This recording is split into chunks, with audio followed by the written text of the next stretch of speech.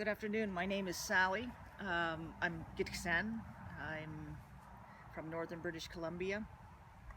I'm from the Frog Clan, and I live off the land as much as I can because I believe it's powerful and it's the way our ancestors have done it for many, many years. Amasilksha means good afternoon. Sally Wa'i means my name is Sally. Ganao Ni means I'm a frog.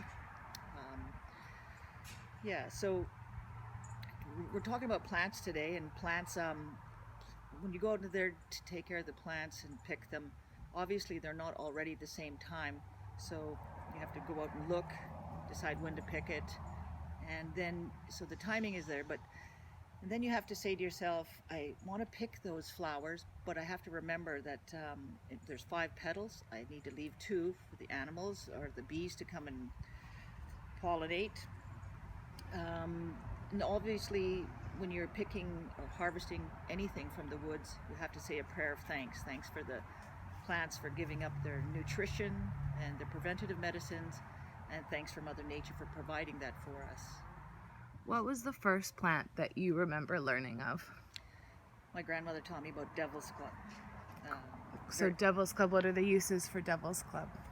It's used for arthritis and sugar levels, and like diabetics use it a lot. Also, there's purposes, spiritual purposes. So my grandfather, before hunting, used to go and bathe in it. So he would say a prayer or meditate, bathe in it, hoping to have good luck the next day, and also to smell like the environment. So he smelled like Devil's Club, which is great because all the animals are like, Devil's Club.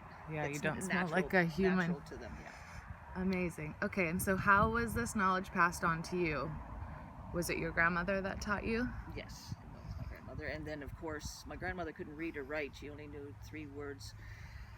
And she didn't go to school, so the rest I picked up as, of course, going to school and getting in, because I was interested in plants, so I read books and learn what it's good for, not good for, how to be careful. And when I make these teas for my grandchildren, I make them out of plants that are safe.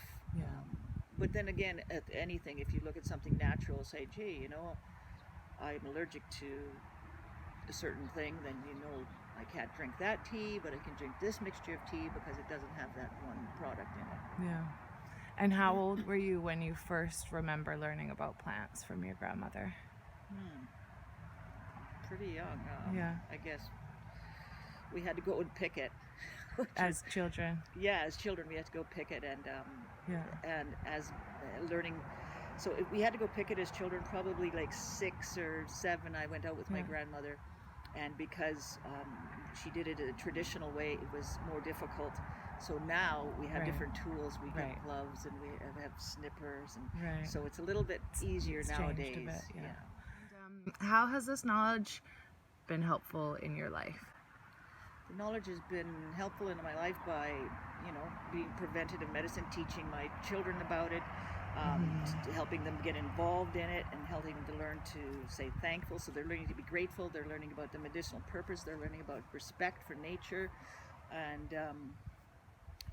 it's medicinal purposes. It's good for your skin. Like mare's tail is good for your nails and your hair, and rose petals are good for washing skin, and like plantain is good for ointments. And if you get a sting, it's on the ground, you chew it all up a little bit and you throw it on that sting right away, and it's like, oh yeah. It's quite miraculous and a miracle and powerful. And I'm pretty grateful for it, and trying to pass that on to my children and grandchildren. Yeah, absolutely.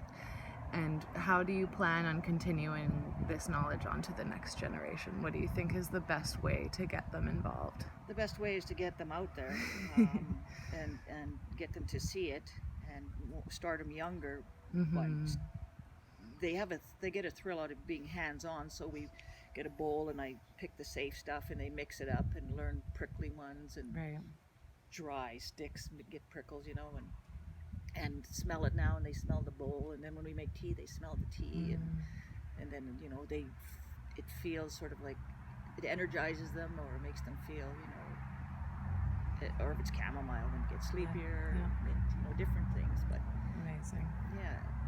they enjoy it. It's just like looking at a Christmas card when it's all pretty in different colors. You got orange and yellow and white, pink and purple and green, and it's absolutely gorgeous. Rainbow tea. Yeah. Amazing. Thank you so much, Sally. Oh, you're welcome. That's wonderful. Thank you for interviewing me. There we have wild pineapple and chamomile. And then we have, this one here is pansies from our garden. This one's rose petals, Nutka Rose. These are just two different colored calendula. This one's mare's tail, and we got red clover here.